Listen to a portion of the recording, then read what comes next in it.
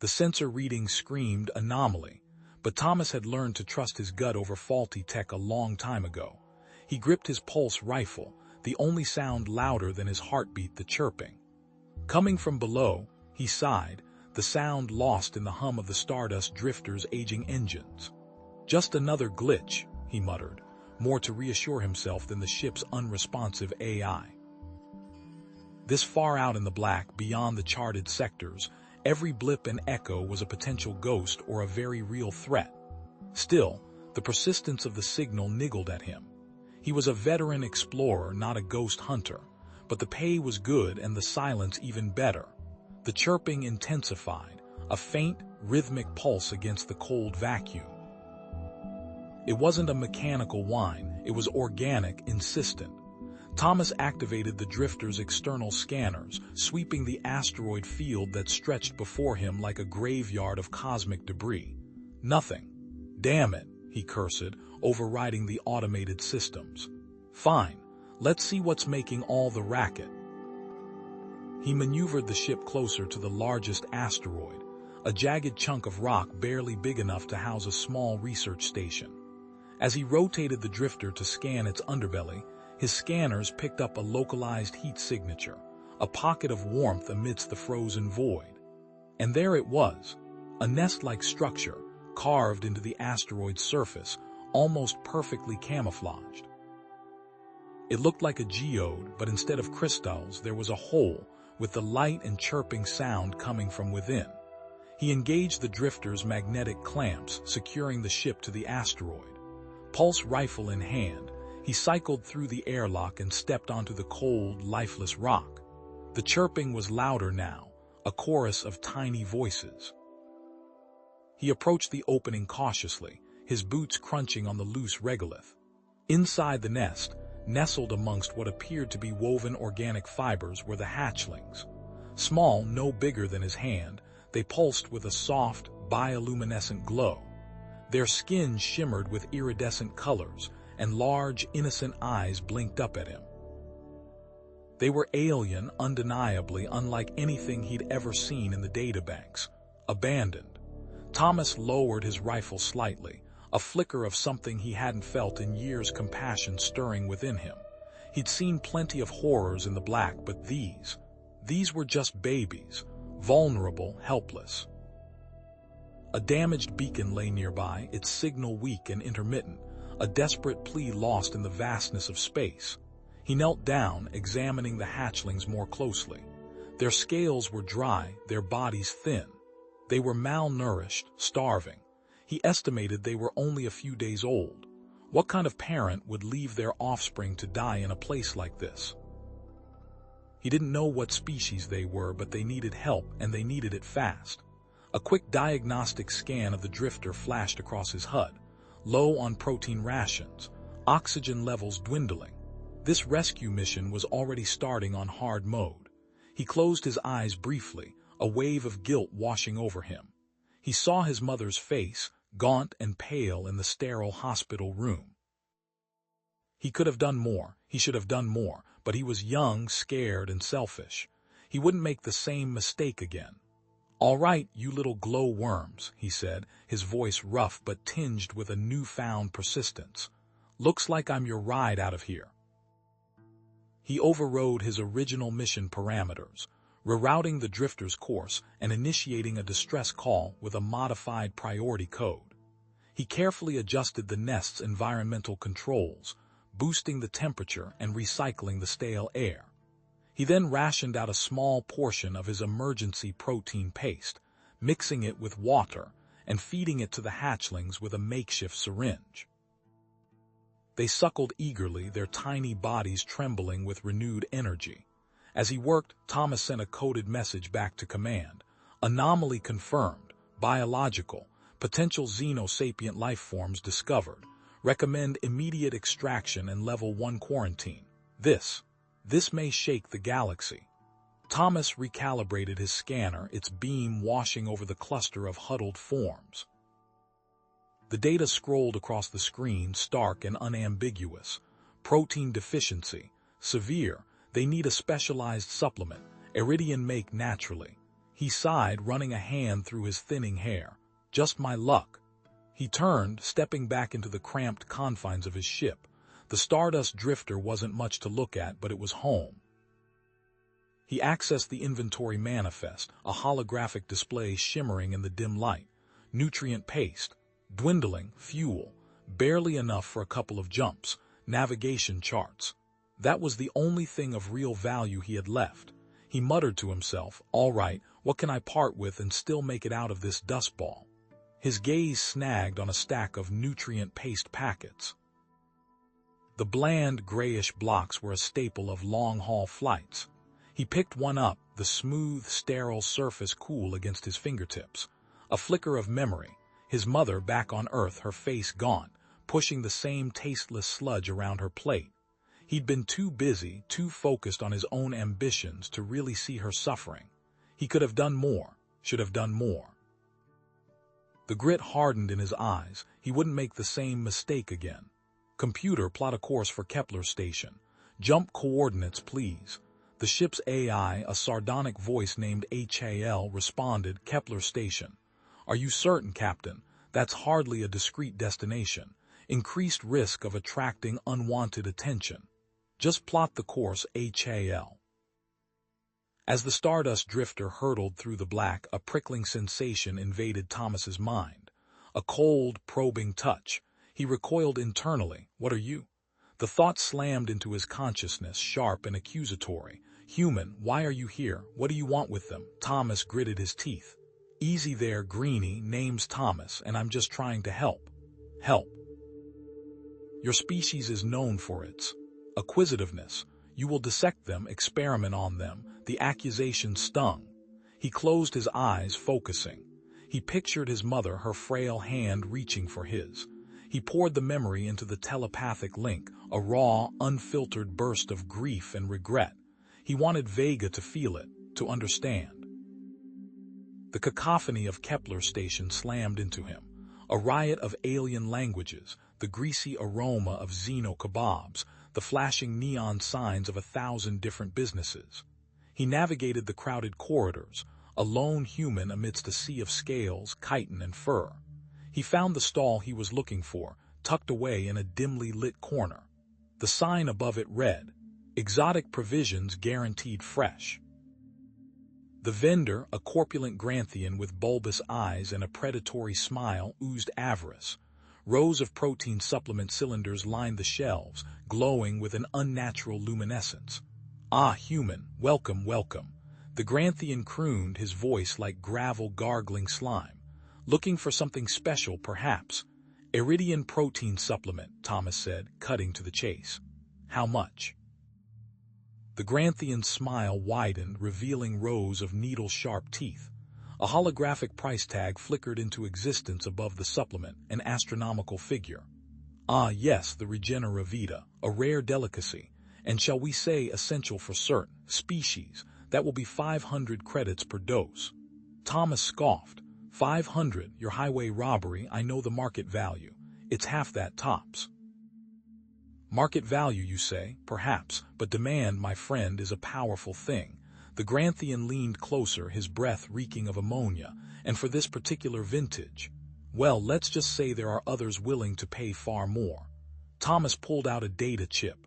I've got navigation charts, unexplored sectors, worth a fortune to the right buyer. The Granthian's eyes gleamed. Intriguing, very intriguing. He took the chip, examining it closely. But is it enough? A guttural voice boomed from behind him. I'll take the entire stock. Thomas turned. A hulking Cathar, its massive frame rippling with muscle, its eyes glowing with predatory intensity, stood glaring at the vendor. The Granthian's smile widened even further. Ah, Master Cathar. Always a pleasure doing business with you, but the human was here first. I'll double his offer, the Cathar growled, flexing its claws. Thomas felt a surge of desperation. He was outmatched, outgunned, and outcredited. He needed to think fast. He took a deep breath, projecting an air of confidence he didn't feel. You know, he said, his voice loud enough for the Cathar to hear, I'm surprised you're willing to pay so much. I thought the Shadow Syndicate had already secured the entire supply. They're paying triple this price, you know, and they don't take kindly to competition." The Cathar paused, its glowing eyes narrowing. The Shadow Syndicate was a notorious criminal organization. It wasn't worth angering them over some protein supplement. With a frustrated snarl, the Cathar turned and stalked away. The Granthian, looking slightly nervous, turned back to Thomas. "The charts, and 300 credits." Thomas handed over the data chip and the credits, his hands trembling slightly. He walked away with the Regeneravita, feeling both relieved and utterly drained.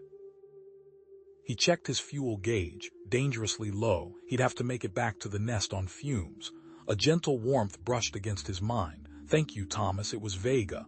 I misjudged you." He allowed himself a small smile. "Don't mention it. The Council, they abandoned them, they said. They did not meet genetic purity standards." Thomas stopped, his blood turning to ice. Genetic purity. What are you talking about? They believe in selective breeding. They want to control the future of our race, the Hatchlings. They represent a deviation. They were deemed unworthy. Rage, cold and sharp, coursed through Thomas. Those bastards, they left them to die over some twisted sense of racial hygiene. He shook his head, disgusted. He had seen enough of humanity's dark side to know that prejudice and hatred could fester anywhere, even among the stars. Back at the nest, Thomas carefully administered the Regeneravita to the hatchlings. Their chirping grew stronger, their movements more coordinated. Hope flickered in his chest. Suddenly, a deafening klaxon blared through the ship. Red lights flashed, bathing the nest in an ominous glow. Warning, long-range sensors detecting an approaching vessel.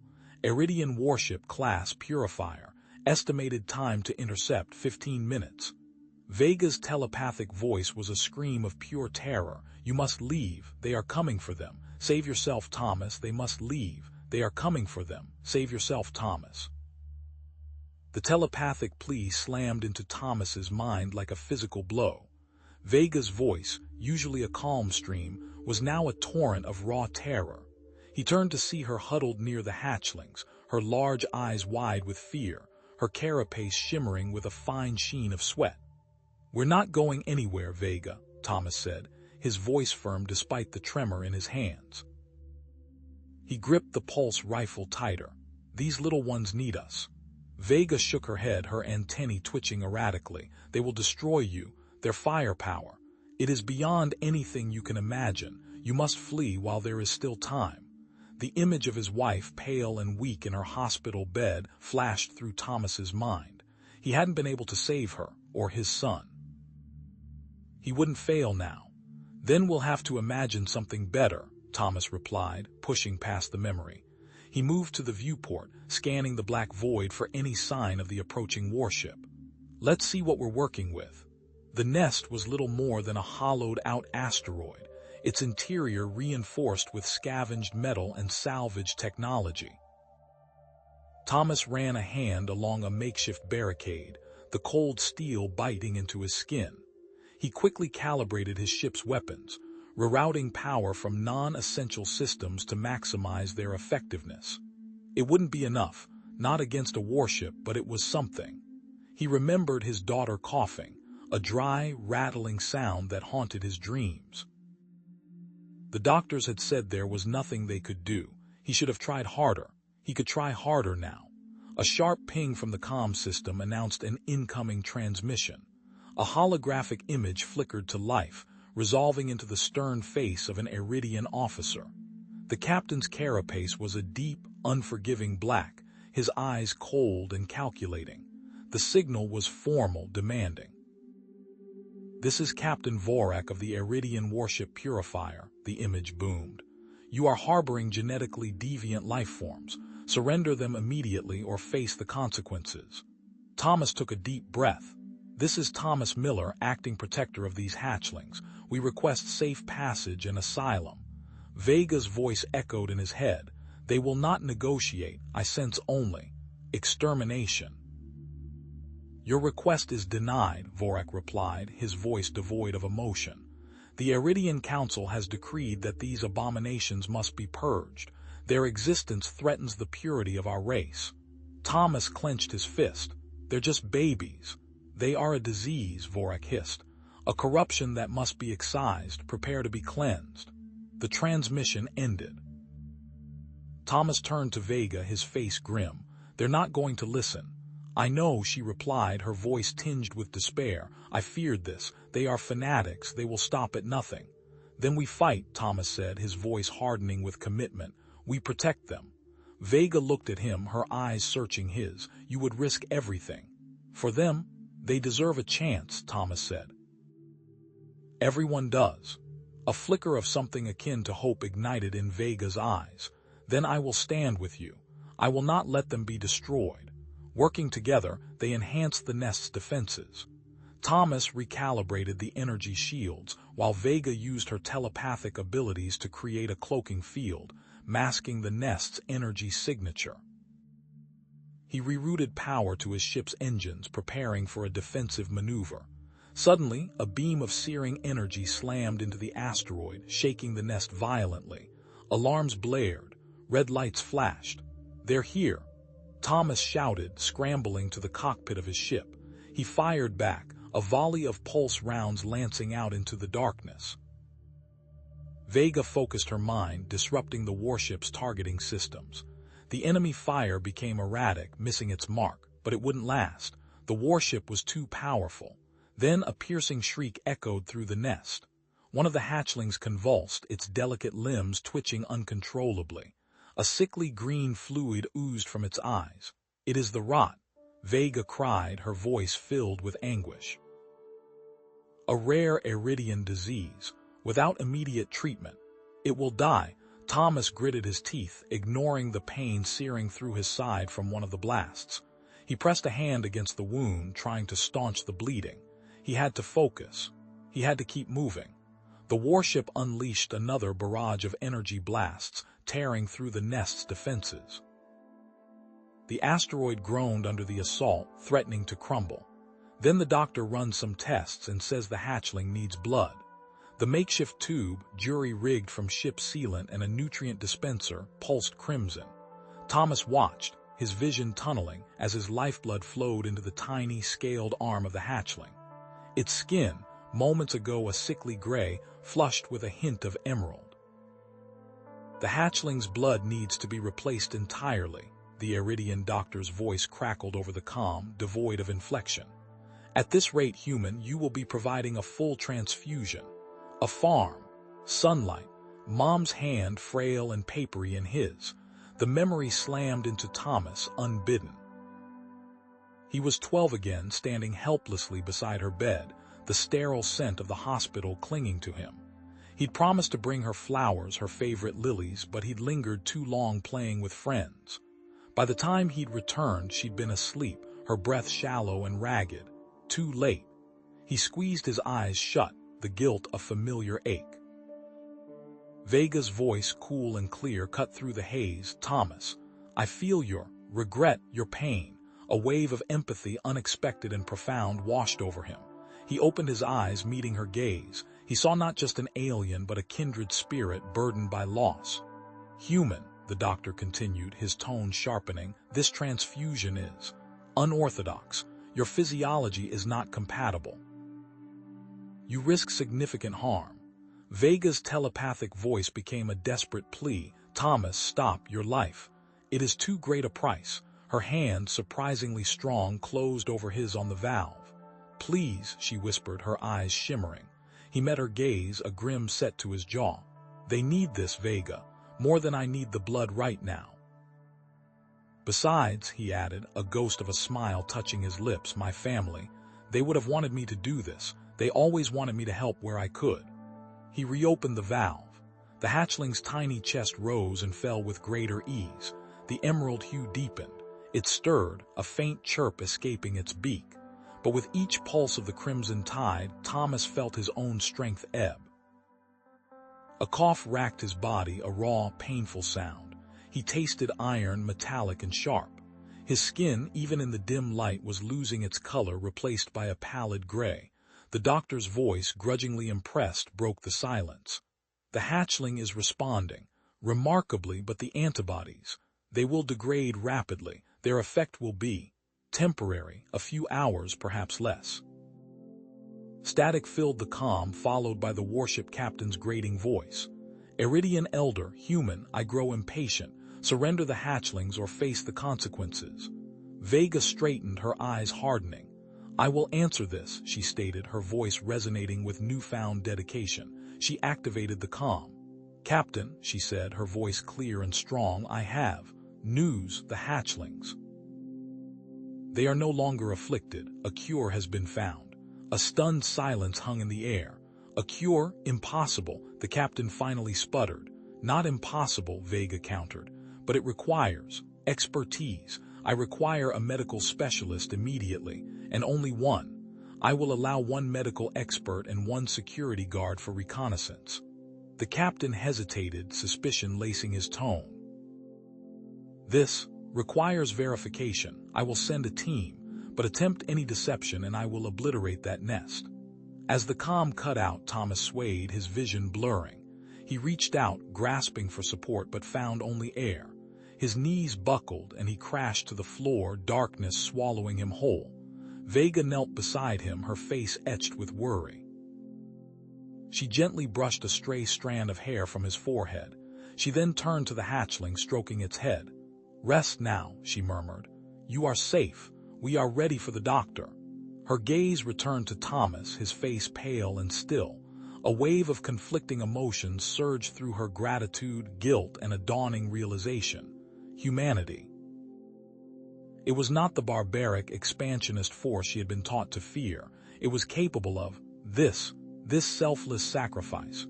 She looked back at the hatchling, her voice firm with perseverance. I promise you both, she whispered, you will be protected. You will be safe. A flicker of light filled the entrance to the nest. The Iridian medical expert, clad in sterile white, entered, followed closely by a heavily armed security guard. The Iridian medical expert straightened, his multifaceted eyes scrutinizing Thomas. Remarkable, he murmured, more to himself than anyone else. The antibody response is significant, but your altruism is puzzling. Such a drastic measure for creatures of this classification. He gestured vaguely towards the hatchlings. He then directed a scanner at the nearest hatchling, the device humming with an alien resonance. A holographic display flickered above it, showcasing complex biological data. The antibody has stabilized the immediate viral threat. However, the doctor paused, his expression hardening slightly. There is a significant genetic anomaly present, one that requires further investigation. The Iridian security guard, a hulking figure with chitinous armor, remained a silent sentinel. His energy weapon, a sleek, menacing design, tracked back and forth, covering the nest area with silent precision. Vega's mental presence brushed against Thomas's mind, a fleeting image of the doctor's thoughts, a clinical detachment, a scientific curiosity bordering on disregard. He sees them as specimens, not living beings, she projected, her voice permeated with anxiety. He is hiding something. The antibody from your blood, the doctor continued, his voice regaining its professional tone, is a temporary measure. It has bought them time, but they require a more permanent cure, one that addresses the underlying genetic deficiency. Thomas stirred, his eyelids fluttering open. He blinked, trying to focus. A wave of dizziness washed over him. The hatchlings. He rasped, his voice weak. Are they all right? The Iridian doctor hesitated, a flicker of something unreadable crossing his face. Their genetic makeup, he finally said, is considered impure by certain factions within Iridian society. It is likely the reason they were abandoned. A sharp image flashed in Thomas's mind, a cluttered desk overflowing with paperwork. The insistent ringing of his comm, his sister's voice strained with worry. Mom needs you, Thomas, she's getting worse. His own reply, curt and dismissive, I'm swamped, Sarah. I'll be there as soon as I finish this report.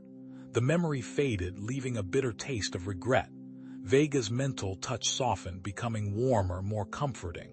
You remind me of someone, Thomas. Someone who valued life above all else.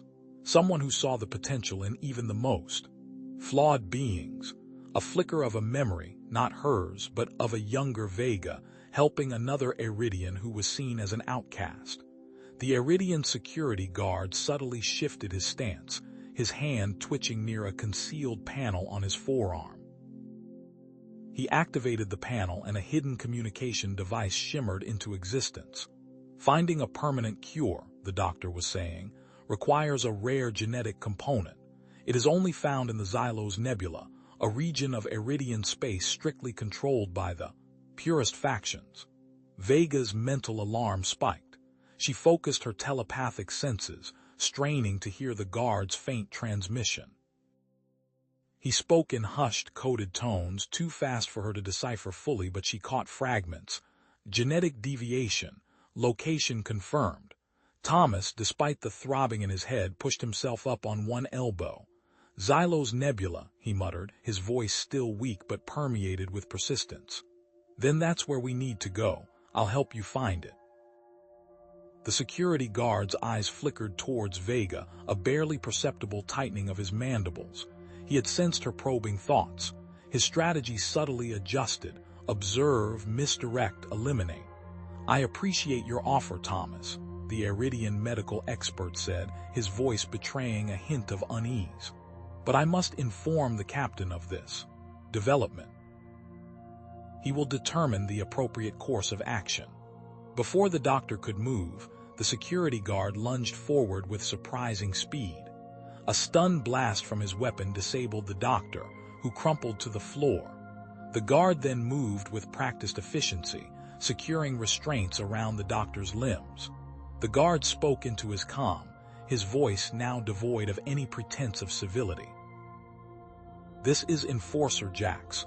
I am transmitting the location of the genetic aberrations. The mutation must be dealt with swiftly and decisively. He turned, his multi-lensed eyes locking onto the hatchling nearest him. He raised his energy weapon, the barrel glowing with deadly intent. For the purity of the Iridian line, he snarled, taking aim at the defenseless creature. The pulse of the security guard's weapon echoed in the cramped chamber as he fired.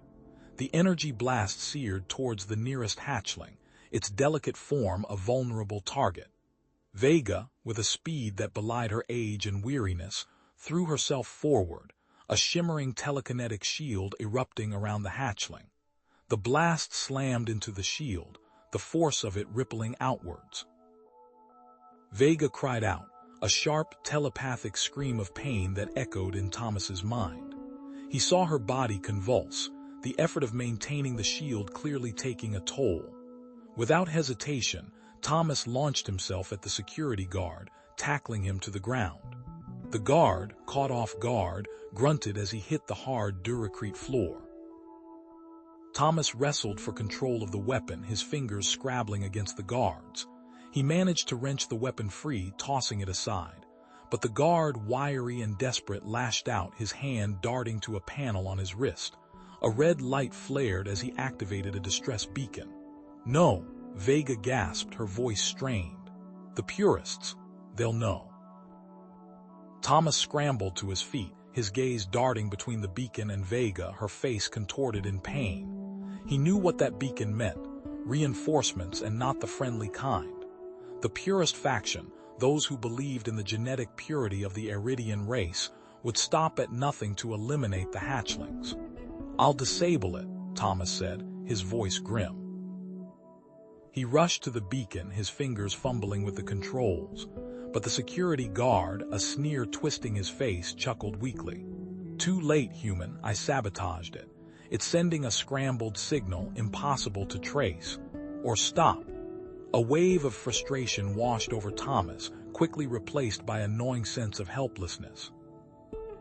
He closed his eyes for a moment and a memory flickered in his mind. His mother, lying in a hospital bed, her face pale and drawn. He had promised her he would be there, that he would help her through her illness. I'll be there, Mom. I promise. A jolt, a wave of fear and urgency crashed through his mind. Vega, her eyes wide with alarm, stared at him. "They're coming," she telepathed, her voice infused with terror.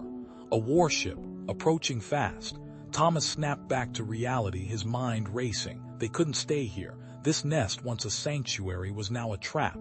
"We need to move," he said, his voice firm. "Now." Vega nodded, her gaze sweeping over the hatchlings. "But where?" "There," Thomas said, pointing to a darkened corner of the chamber. "I noticed something when I first got here. A hidden escape tunnel. It's our only chance." They hurried towards the corner, Thomas leading the way. He located a concealed panel, his fingers tracing the outline of a release mechanism. With a click, a section of the wall slid open, revealing a narrow, descending tunnel. As they prepared to enter, the Purist faction warship arrived, its presence casting a long, ominous shadow over the nest. Scanners swept across the area, their probing beams searching for any sign of life. The scanners detected the escape tunnel. The ship's computer highlighted the anomaly, a narrow passage leading into the depths of the structure. "Vega, get the hatchlings inside," Thomas said, his voice urgent. "I'll rig the entrance." He grabbed a handful of explosive charges from his pack, his fingers working quickly and efficiently. He carefully placed the charges around the tunnel entrance, setting the timers for a short delay. It wouldn't stop them for long, but it would buy them some precious time. Vega struggled to move the hatchlings, their weight and awkwardness hindering her. She winced, her face etched with pain. I can't," she gasped, her voice barely a whisper. "I'm too weak." Thomas looked at her, his heart aching with compassion. He saw the strain in her eyes, the pain etched on her face. "Rest, Vega," he said softly. "I'll take them." He gently scooped up the hatchlings, cradling them in his arms. Their small bodies trembled against him, their chirps filled with fear and confusion. A wave of protectiveness washed over him, a fierce determination to keep them safe. A pang of guilt shot through him. Another memory surfaced. The phone call from the hospital, his sister's voice choked with tears. "Mom, she's going." He had been stuck at work, a crucial deadline looming. He had told himself he couldn't leave, that his job was too important. He never got to say goodbye. "I'm so sorry, Mom." He pushed the memory aside, focusing on the present. He couldn't change the past, but he could protect these innocent creatures. He could make sure they didn't suffer the same fate as his mother. With the hatchlings cradled securely in his arms, Thomas stepped into the tunnel, Vega following close behind. The tunnel was dark and cramped, the air thick with the smell of dust and decay. As they moved deeper, they encountered automated security systems, laser grids, pressure plates, and motion sensors. Thomas, drawing on his knowledge of Iridian technology gained from previous explorations, expertly bypassed the security systems. He disabled the laser grids with a well-placed shot from his pulse rifle, deactivated the pressure plates with carefully placed rocks, and used a makeshift EMP device to disrupt the motion sensors. But their progress was not unnoticed. The warship deployed drones, small, agile machines designed for pursuit and destruction. The drones swarmed into the tunnel, their weapons charged and ready. Thomas raised his pulse rifle, firing with precision and deadly accuracy. He destroyed the drones one by one, their metallic bodies exploding in showers of sparks and debris. But the explosions caused a partial tunnel collapse, rocks and dust raining down around them. The tunnel narrowed, slowing their progress. "This way," Vega telepathed, her voice urgent. "I can sense a clear path, through the debris." She guided him, her telepathic senses navigating the treacherous terrain. He trusted her implicitly, his life and the lives of the hatchlings in her hands. She led them through a narrow crevice, just as a section of the tunnel collapsed behind them, the force of the impact sending tremors through the ground. They reached the end of the tunnel, emerging into a desolate, rocky landscape.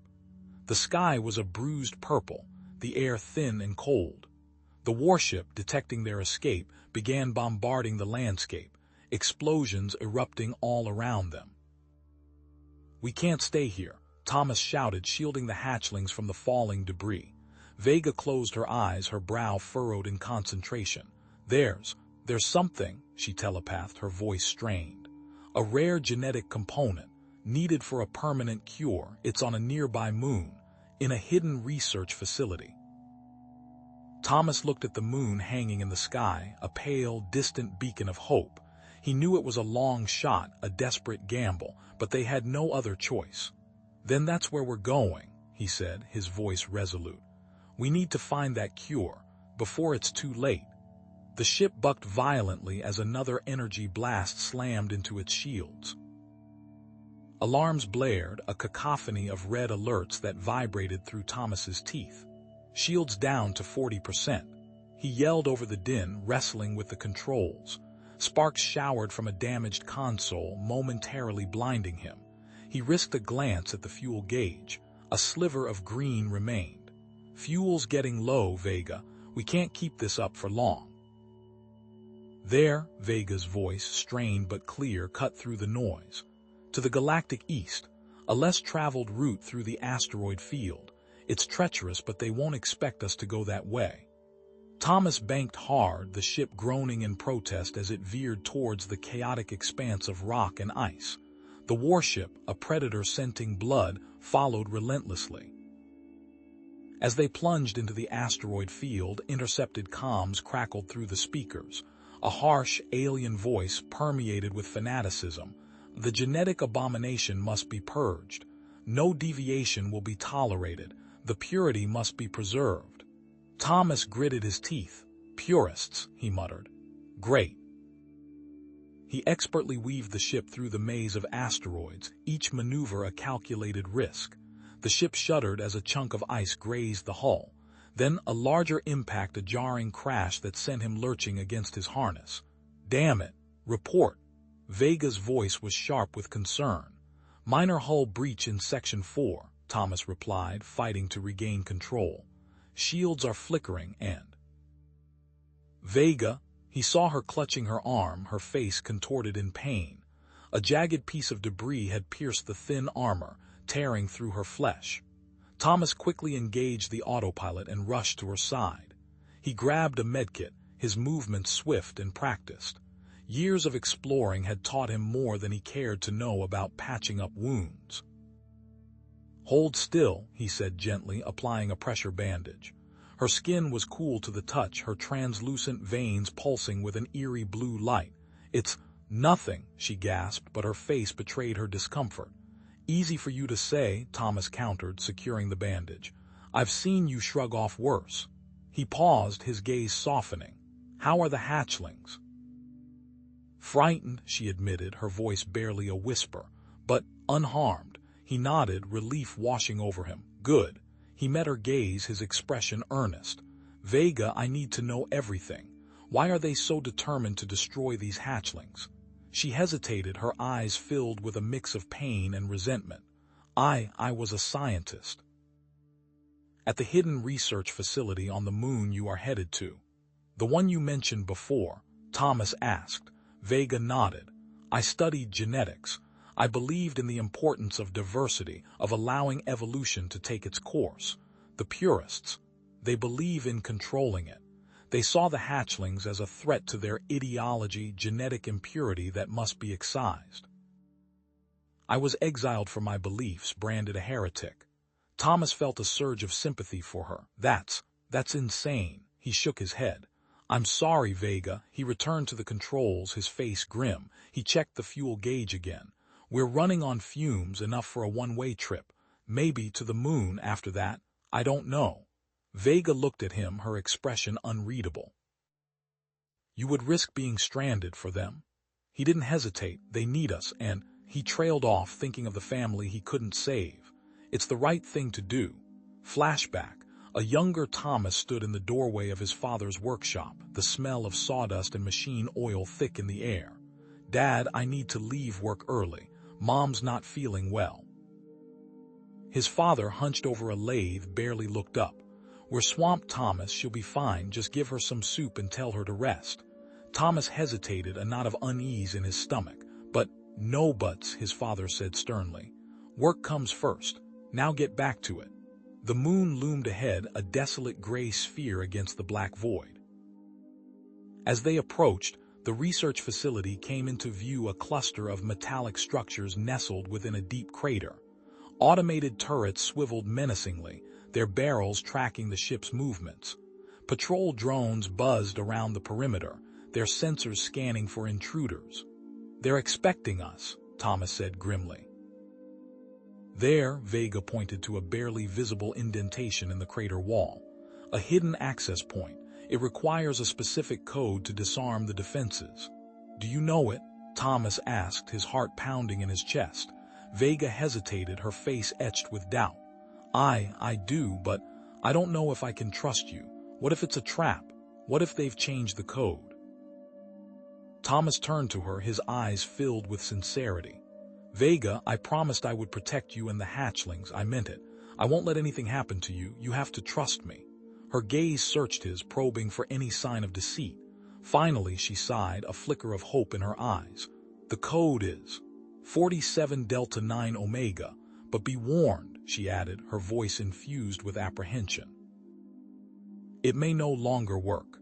Thomas took a deep breath, his hands steady on the controls. "Then we'll just have to find out." He adjusted the ship's trajectory, aiming for the barely visible access point. "Brace yourselves. This is going to be a bumpy ride." Thomas slammed the final digit of the access code into the panel.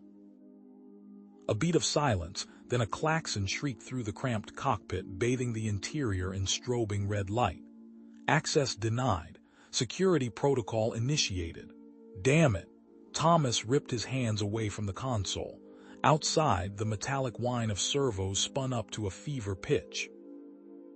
Twin gun emplacements, previously hidden within the facility's hull, snapped into view, their barrels swiveling to lock onto the Stardust drifter. "Evasive maneuvers, Thomas." Vega's telepathic voice was tight with urgency. He didn't need telling. Years of asteroid dodging and pirate chastening iked in. He slammed the thrusters into overdrive, the drifter lurching violently as it strained against the artificial gravity field. Laser fire ripped past the cockpit, scorching the hull and sending vibrations shuddering through the ship. "I'm sorry, Thomas," Vega projected, her voice imbued with guilt. "I should have known. They changed the codes. This is a trap." "Hey," Thomas barked, wrestling the controls. "No time for that. We adapt, remember, we find another way." He punched up the ship's scanner, ignoring the flashing damage reports. "There, secondary access point, unlisted, requires manual override, figures." A holographic schematic of the facility shimmered into existence, highlighting a small, almost invisible access hatch on the far side. "It's on the exterior hull," Thomas stated grimly. "Exposed, I'll have to spacewalk." Vega's mental voice was filled with protest. "No, it's too dangerous. They'll be watching." "Got any better ideas?" Thomas retorted, already sealing his helmet. "Didn't think so. Stay here, keep those little guys safe. And Vega, trust me." He cycled the airlock, the hiss of escaping atmosphere momentarily deafening. Then, he launched himself into the void, the magnetic clamps on his boots clicking against the cold metal of the facility's hull. Laser fire continued to rake the area around him, forcing him to hug the shadows and use the ship as cover. Each near miss sent a jolt of adrenaline through his veins. He reached the access hatch, a small circular port sealed with a complex locking mechanism. He pulled out his multi-tool, its tiny manipulator arms extending to interface with the lock. Sparks flew as he bypassed the electronic safeguards, the hum of the turrets a constant reminder of danger he was in. Finally, with a satisfying click, the lock disengaged. He yanked the hatch open, revealing a narrow maintenance tunnel barely wide enough to squeeze through. "I'm in," he transmitted back to Vega. "Get ready to move." He clambered inside, the tunnel plunging him into darkness. The air was stale and thin, the metallic tang of decay heavy in his nostrils. The facility was dying. Vega guided the drifter through the newly opened hatch, the ship scraping against the tunnel walls. Once inside, they found themselves in a dimly lit corridor, the emergency lights flickering erratically. The air hissed from cracks in the walls and the temperature was dropping rapidly. Life support is failing, Vega projected, her anxiety palpable. We need to find a way to restore it quickly. As they moved deeper into the facility, they encountered automated security drones, their optical sensors glowing red in the gloom. Thomas and Vega were forced to move stealthily, using shadows and cover to avoid detection. Each drone was heavily armed, and a direct confrontation would be suicidal. They reached a damaged terminal, its screen flickering with static. "This is it," Thomas muttered, pulling out his tools. Life support control. He began rerouting power, bypassing damaged circuits, his fingers moving with practiced ease. Flashback. A younger Thomas, maybe 10 years old, sat beside his father in their cluttered garage. His dad, covered in grease, was showing him how to solder a broken circuit board. "See, Tommy," his dad said, his voice gruff but kind, "everything's got a weakness. You just gotta find it, then fix it." He demonstrated how to use a manual override on a stubborn power regulator. Never trust the fancy stuff. Always know how to do it by hand. The memory faded. Back in the present, sparks flew as Thomas bypassed a fried power conduit. He muttered a silent thank you to his dad. As he worked, a section of the wall slid open, revealing a hidden laboratory. Inside, grotesque creatures floated in tanks, their bodies twisted and mutated, their eyes glowing with an unnatural light.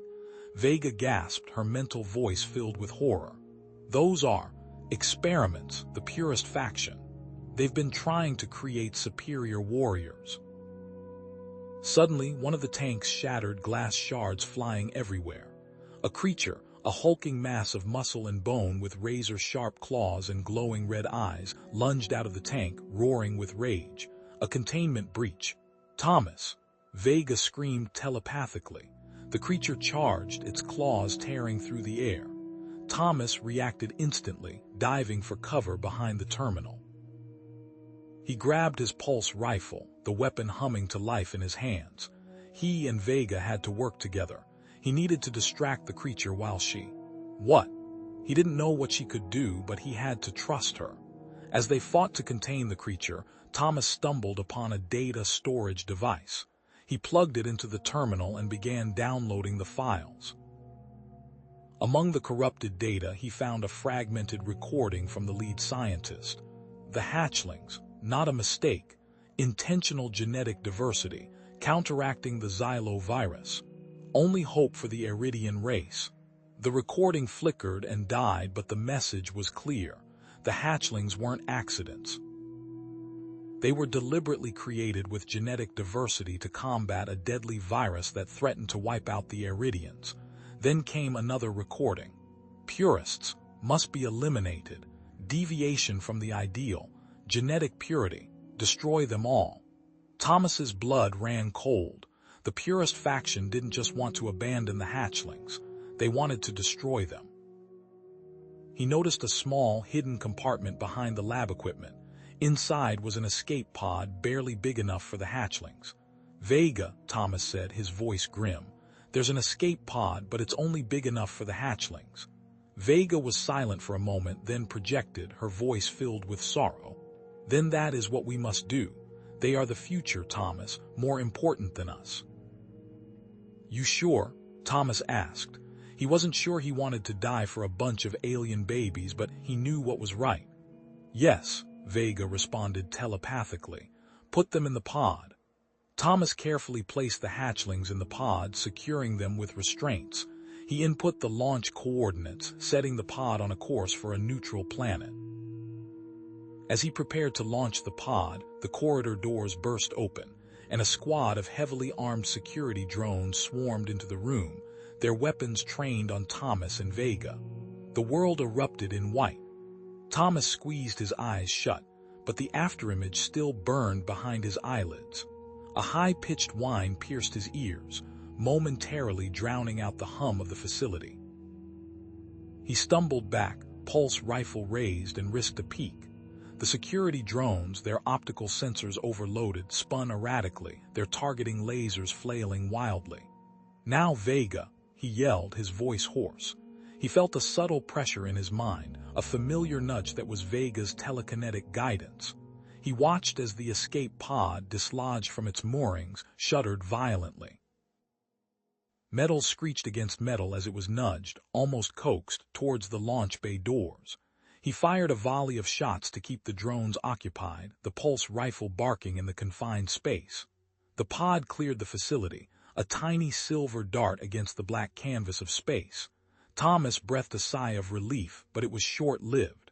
A jarring shudder ran through the facility. Alarms blared. Inside the escape pod, warning lights pulsed red. Vega's mental voice, strained and tight, echoed in his head. The navigation. It's damaged, we're off course. Thomas glanced at the viewport. The asteroid field, once a distant sprinkle of cosmic dust, was rapidly growing larger, filling the viewport with jagged, tumbling rocks. Damn it, how bad? Collision trajectory, I can't correct it. The impact, it will be catastrophic. His gut clenched. He knew what asteroid fields could do to spacecraft. He scanned the control panel, searching for a solution, a way out. There's an emergency beacon, Vega projected, her mental voice permeated with reluctance. But it's a limited range. It will alert the warship. But also the purists. He swore under his breath. A rock in a hard place.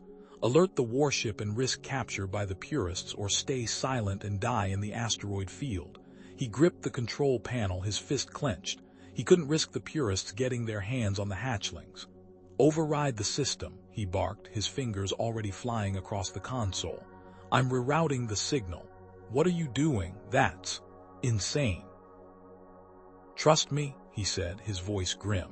He bypassed the standard protocols, delving deep into the pod's programming. Lines of code scrolled across the screen, alien and complex, yet somehow familiar.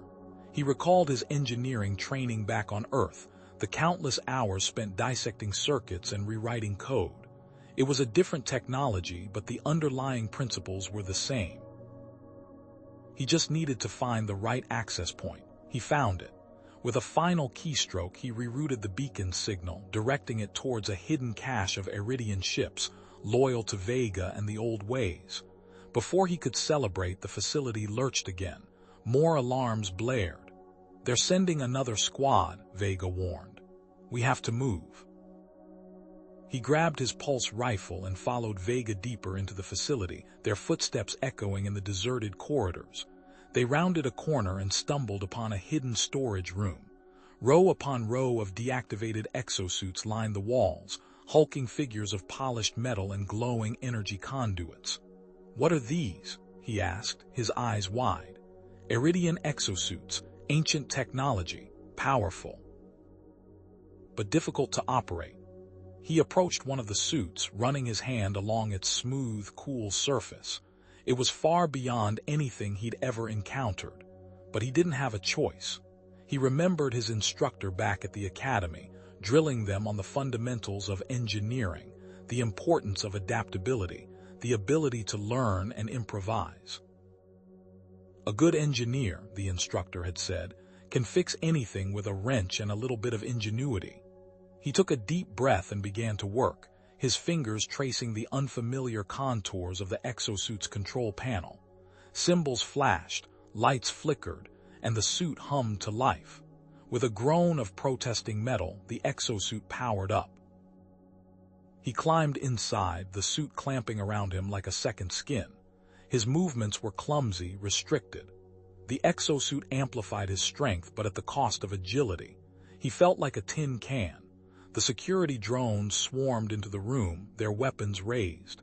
He raised his own hands, now encased in metal gauntlets, and charged. The first drone went down with a single blow, its metal chassis crumpling under the force of the exosuit's enhanced strength. Another drone fired, the energy blast ricocheting harmlessly off the exosuit's armor. As he battled the drones, he noticed a small, hidden compartment in the exosuit's forearm. He pried it open and found a weapon, a sleek, energy pistol that hummed with terrifying power. He didn't hesitate. He grabbed the weapon and fired. The energy blast ripped through the drones, vaporizing them in a flash of white light.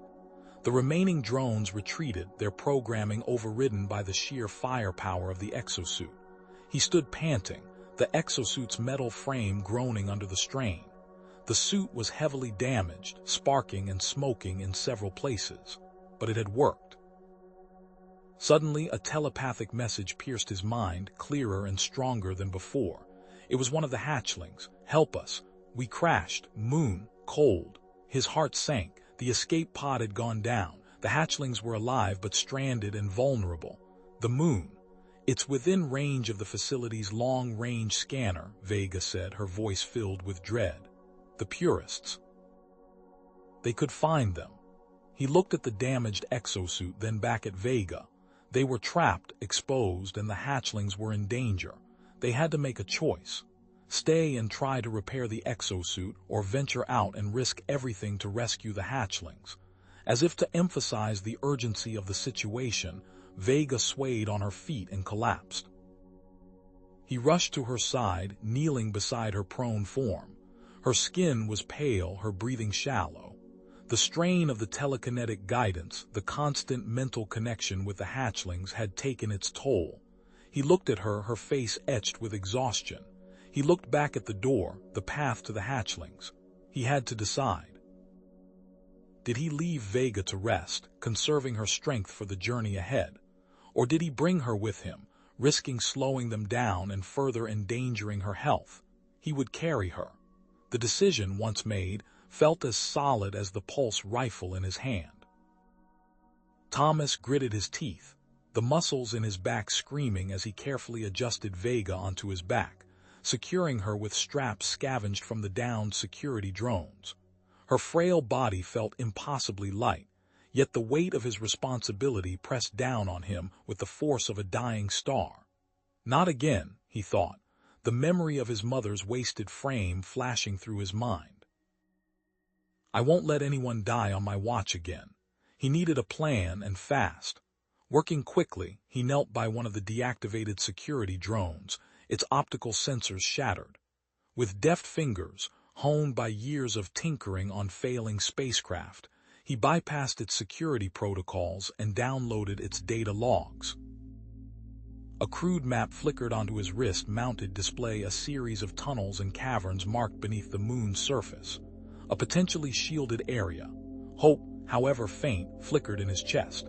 The airlock hissed open, revealing the desolate landscape of the moon. As soon as Thomas stepped outside, carrying Vega, a burning sensation filled his lungs. He coughed, the recycled air tasting like ash. Beside him, he could feel Vega's body shudder. Her breathing came in ragged gasps. A telepathic whisper brushed against his mind, weak and strained. "Thomas." The link, fading, harder to feel them. Her voice was a mere echo of its former strength, and he felt a pang of fear. The environment wasn't just hostile, it was actively killing them. His gaze swept over the desolate landscape, landing on the crumpled remains of the exosuit he'd salvaged from the Aurora. Partially functional, the ship's manifest had said.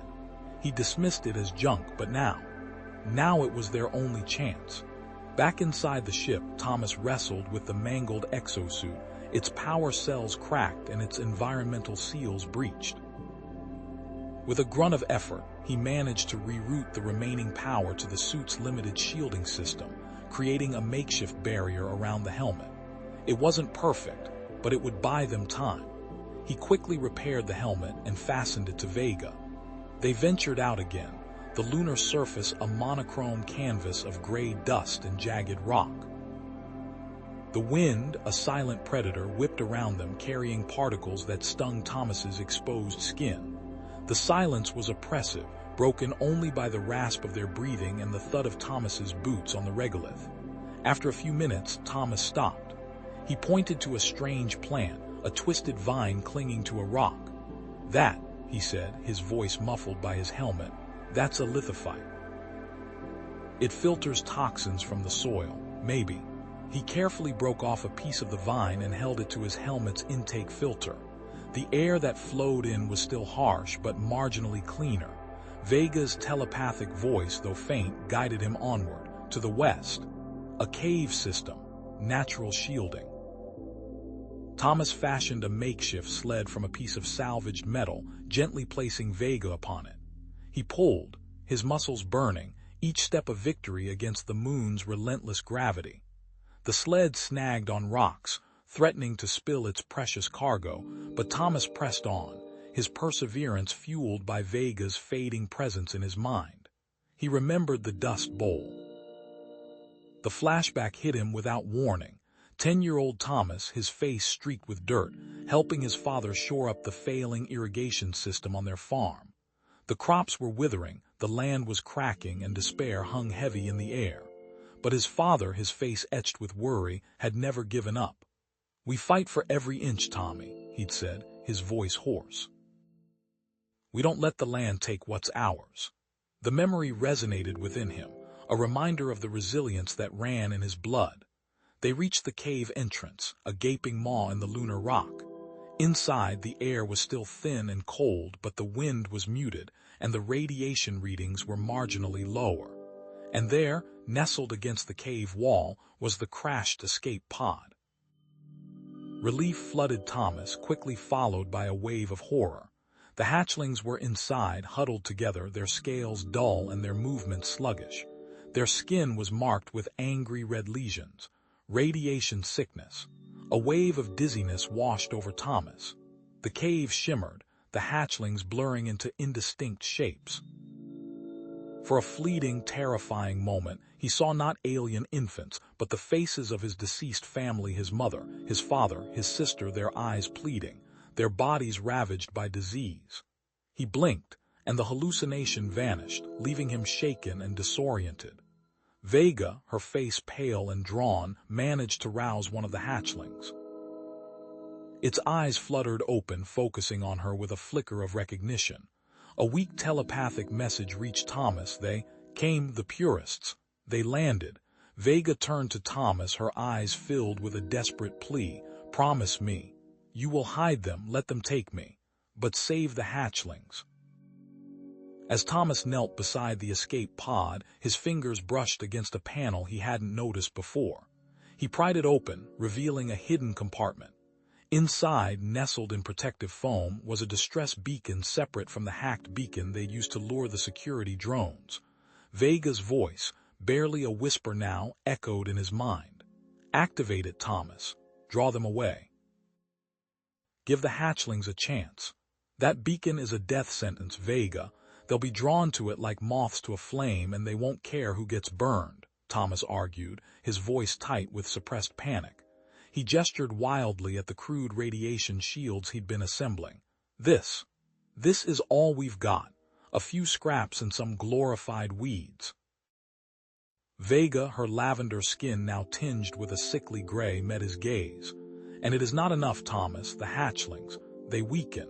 The radiation eats them from the inside. The beacon is our only chance, even if it means—" She paused, a tremor in her voice. "Even if it means I pay the price."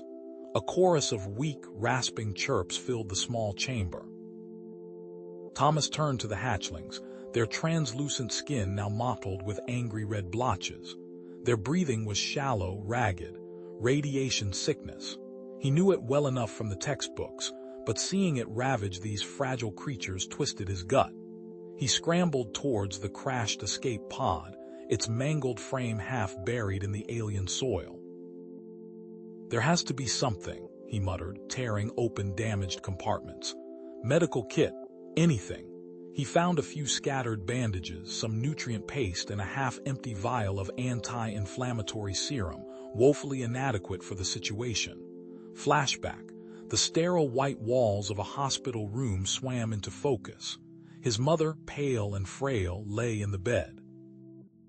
The rhythmic beeping of machines filled the air. He remembered holding her hand, feeling the papery thinness of her skin. He'd been so young, so helpless. He hadn't known what to do, how to help. The guilt, a cold knot in his stomach, tightened. He shook his head, banishing the memory. Not this time. He wouldn't fail them this time. Back in the chamber, he worked feverishly. Using salvaged wires, pieces of the escape pod's hull, and the strange, fibrous plants he'd gathered earlier, he fashioned a makeshift radiation filter. It was crude, barely functional, but it was all he had. Vega gasped, her eyes widening. "They come," she whispered, her voice strained. "I feel them. The purists, their ships, their minds, cold, relentless." Outside, the air crackled with energy. The ground vibrated with the hum of powerful engines. Thomas felt a shiver crawl down his spine. Their technology. It was far beyond anything he'd encountered before. He and Vega gently gathered the hatchlings, their small bodies trembling. They found a narrow crevice in the rock wall, barely large enough to squeeze into. They carefully placed the hatchlings inside, covering them with the makeshift radiation shields. "I will try to shield their minds," Vega said, her brow furrowed in concentration. "But it will take strength. Distract them, Thomas. Buy us time." She moved away from the crevice, positioning herself near the entrance of the chamber. Thomas watched her, a knot of worry tightening in his chest. She was weaker than before, her movements sluggish. He knew she was pushing herself to the limit. A sudden flash of light filled the chamber. A sleek, metallic drone, no larger than his hand, hovered in the air, its single optical sensor glowing red. Before it could transmit a signal, Vega raised her hand. The drone twisted violently in the air, its circuits sparking, and then crashed to the ground, lifeless. A figure emerged from the shadows, clad in gleaming black armor, the lead purist. She was tall, imposing, her face hidden behind a reflective visor. "Human," she said, her voice cold and metallic. "Where are the hatchlings?" Thomas met her gaze, trying to project an air of innocence he didn't feel. "Hatchlings? I don't know what you're talking about. I crashed here. I'm just trying to survive." The purist tilted her head, a gesture that conveyed both amusement and disdain. She raised her hand, activating a device on her wrist. A wave of intense pain washed over Thomas, searing through his nerves. He gritted his teeth, fighting back a scream. Flashback, his mother, her face etched with pain, squeezing his hand. He'd felt helpless then. He wouldn't feel helpless now. "Resist," Vega's voice echoed in his mind. "Do not betray them. They are our hope." The pain intensified, blurring his vision. He tasted blood in his mouth, but he held his ground, refusing to speak. The purist lowered her hand, her visor reflecting his pain-contorted face. "You are remarkably resilient, human, but everyone has a breaking point." She raised the device again, her eyes promising unimaginable agony. "Tell me where they are, or I will make you wish you were never born." Suddenly, a high-pitched whine filled the air. A red light began flashing on a panel near the entrance of the chamber. The distress beacon. It had activated. The purist froze, her head snapping towards the signal. She stared at the flashing light, her expression unreadable behind the visor. "An emergency signal," she hissed. "Someone else is coming." "I'll be back for you, human," the purist hissed, spitting on the floor before turning and striding out of the makeshift medical bay. Thomas lay gasping, the taste of blood thick in his mouth, the throbbing in his ribs a constant reminder of the beating he'd endured. He coughed, spitting more blood onto the dirt floor. Then a new sound cut through the silence, a low hum that quickly grew into a resonant thrum. Thomas craned his neck, wincing at the sharp pain. Through the viewport, a sleek, silver vessel descended, its lines far more refined than the rough-hewn ships he'd seen on the fringes of the galaxy. The ship bore an insignia he didn't recognize, a stylized helix encircling a single, bright star. Hope, fragile as a newborn chick, fluttered in his chest. The ship settled with a gentle hiss of hydraulics, and a ramp extended, touching down softly on the dusty ground. A squad of Iridians emerged, clad in polished armor that gleamed in the dim light. Their movements were precise, their faces impassive. At their head stood a tall, imposing figure, Ryla, judging by the crisp, authoritative voice that now filled the air. "This is Commander Ryla of the..." A pause, almost imperceptible. "Iridian Relief Corps. We received a distress signal. Identify yourselves and explain the situation." Her voice was cool, professional, yet Thomas detected a hint of urgency beneath the surface. He pushed himself up, ignoring the sharp stabs of pain. "I'm Thomas Miller, a private explorer, the distress call. It was activated accidentally. There was a misunderstanding." He knew he was lying, but he needed to assess the situation before revealing the truth. Ryla's gaze swept over him, taking in his battered appearance and the primitive state of the shelter. "A misunderstanding that required the use of a distress beacon. I find that difficult to believe. I also detect the life signs of multiple Iridian hatchlings nearby." She paused, her eyes narrowing. "Explain." Thomas sighed, the weight of the situation pressing down on him. "Those hatchlings. They were abandoned, left to die, a group of purists. They object to their genetic makeup. They attacked me when I tried to help them." He emphasized the purest threat, hoping to appeal to Ryla's sense of justice. Ryla's expression softened slightly. "Abandoned, that is. Regrettable. The Iridian Relief Corps is dedicated to protecting all life, regardless of genetic lineage." She turned to her medical team. "Assess the hatchling's condition, and provide medical assistance to this." "Mr. Miller." Two medical personnel approached Thomas, their movements swift and efficient. One scanned him with a handheld device, while the other produced a hypospray. "This will ease the pain," she said, her voice devoid of emotion. The hypospray hissed against his neck, and a wave of coolness spread through his body, dulling the sharp edges of his pain.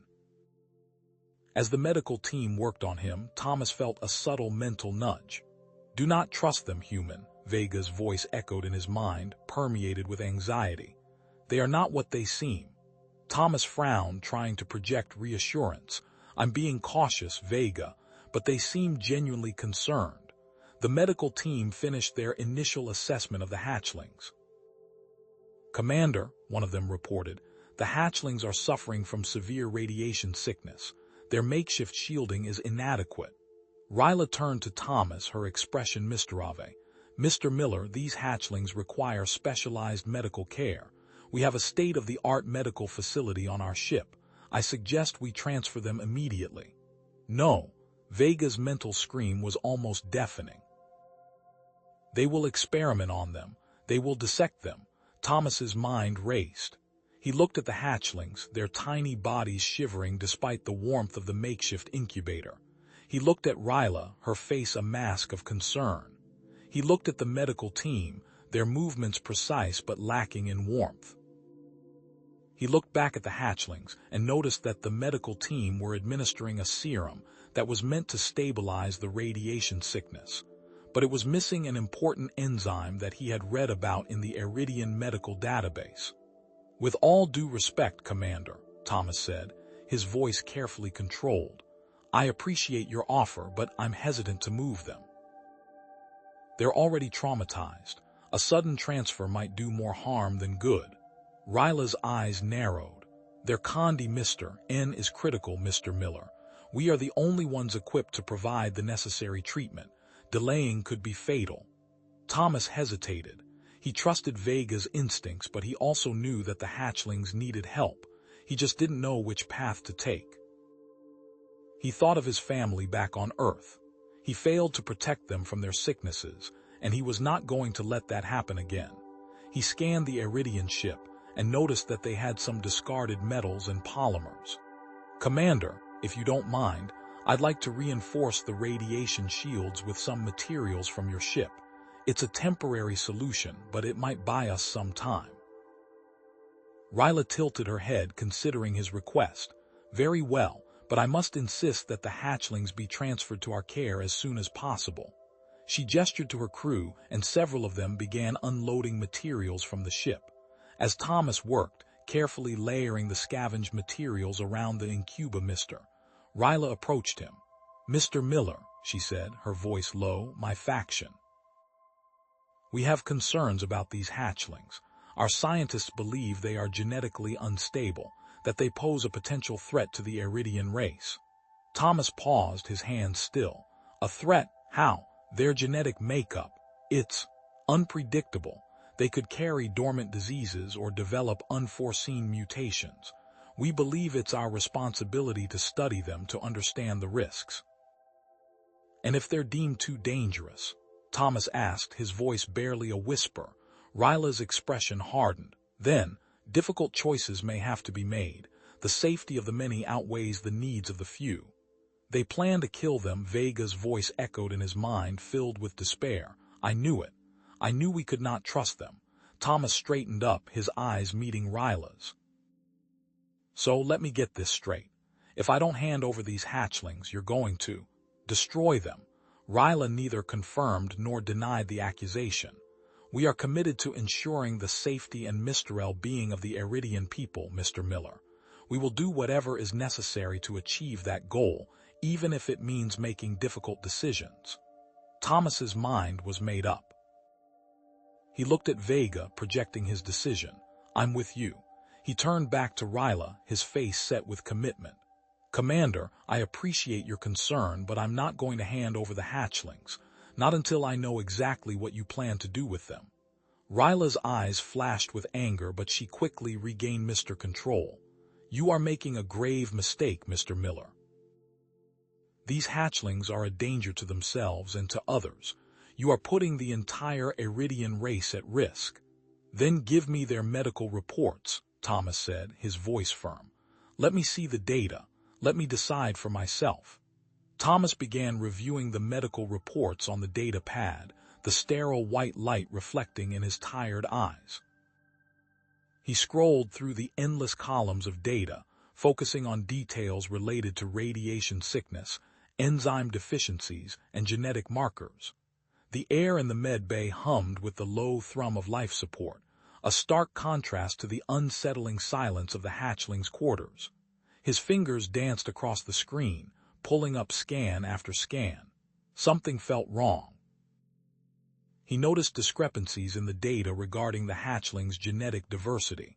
The reports seemed to deliberately understate the range of genetic traits present, almost as if someone had edited them. He frowned, a knot forming in his stomach. He cross-referenced the reports with his own scans, taken when he first arrived. The comparison was stark. His scans showed a vibrant tapestry of genetic variations, a chaotic mix that hinted at resilience and adaptability. Ryla's faction's reports painted a picture of uniformity, a carefully curated selection of traits. They're lying, he thought, the realization hitting him like a physical blow. A wave of unease washed over him, a prickling sensation at the back of his neck. Then a voice, clear as crystal, echoed in his mind. Trust your instincts, Thomas. She is not what she seems. It was Vega, her telepathic presence a comforting warmth in the sterile environment. Ryla deceives. He straightened, his eyes hardened. He knew what he had to do. He strode out of the med bay, his boots echoing on the metal floor, and headed towards Ryla's makeshift office. He found her studying a holographic display of the nest, her brow furrowed in concentration. Ryla, he said, his voice low and dangerous. We need to talk. She turned, her expression carefully neutral. Is there a problem, Thomas? The medical reports, he said, holding up the data pad. They're incomplete, manipulated. Ryla's eyes narrowed. I assure you, our methods are simply more advanced than yours. We understand the intricacies of the Iridian genome far better than any human could. That's not an explanation. That's an evasion, Thomas retorted, his anger rising. He remembered the sterile, clinical environment of the Earth hospital, the faces of the doctors as they explained that they couldn't save his family. Genetic experiments, they'd said, cutting edge, necessary. He'd felt helpless then, a spectator to his own tragedy. He wouldn't feel that way again. I'm demanding an explanation for the discrepancies, he said, his voice hard. One last chance to be honest with me. Ryla sighed, a flicker of annoyance crossing her face. Very well, she said, her voice dropping to a near whisper. The truth is, we believe that these hatchlings, they hold the key. The key to what? To curing the genetic deficiency that plagues our race, she said, her eyes gleaming with a fanatical intensity. For generations, we have suffered from a weakness in our genetic code, making us vulnerable to disease and environmental hazards. These hatchlings, they possess the genetic diversity we need to overcome it. So you're experimenting on them? Thomas asked, his voice tinged with disgust. Using them as lab rats? It is for the greater good, Ryla said, her voice ringing with conviction. The survival of our entire species depends on it. A few sacrifices are necessary. Thomas stared at her, his face hardening. He saw no compassion in her eyes, only cold, calculating ambition. I won't allow it, he said, his voice barely a whisper. I won't let you harm them. A wave of gratitude washed over him, a surge of warmth and connection. Thank you, Thomas, Vega's voice echoed in his mind. Your heart is true.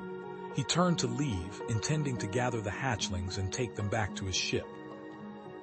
I'm taking them with me, he said, his hand resting on the pulse rifle at his side.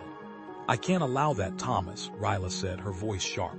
You don't understand the stakes. You're jeopardizing the future of my people. She raised her hand and 2 security officers materialized in the doorway, their weapons trained on him. Restrain him, she ordered.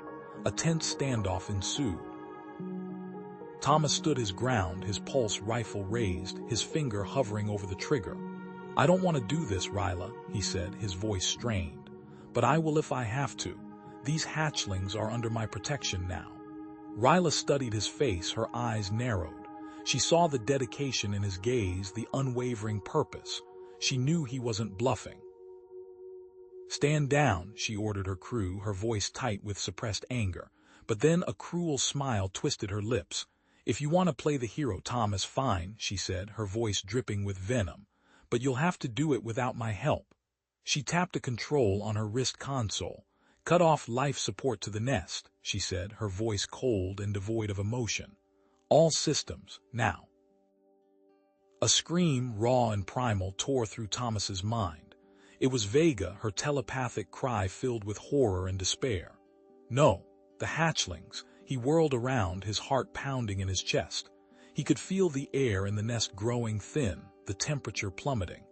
The hatchlings, already weakened, were beginning to convulse, their tiny bodies trembling.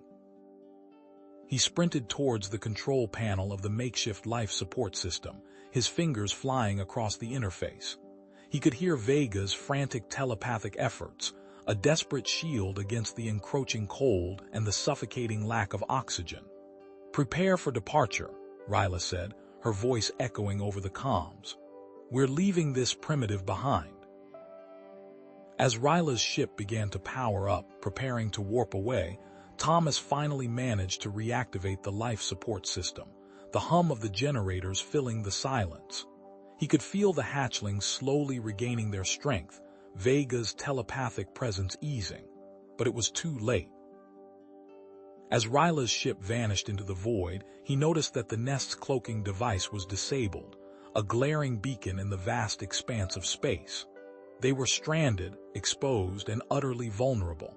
The air grew heavy, thick with a stale, metallic tang. But it wasn't just the lack of oxygen.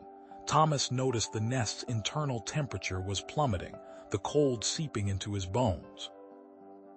The hatchlings huddled together, shivered violently, their chirps turning into weak, gasping wheezes.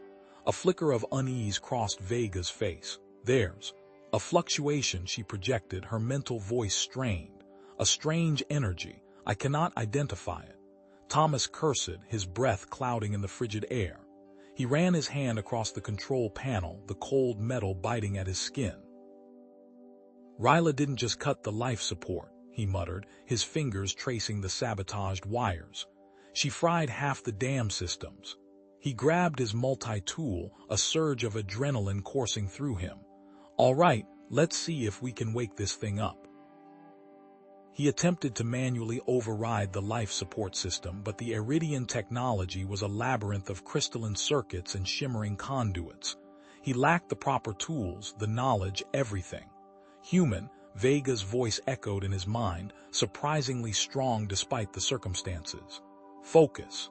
There, the primary regulator. Bypass the tertiary junction.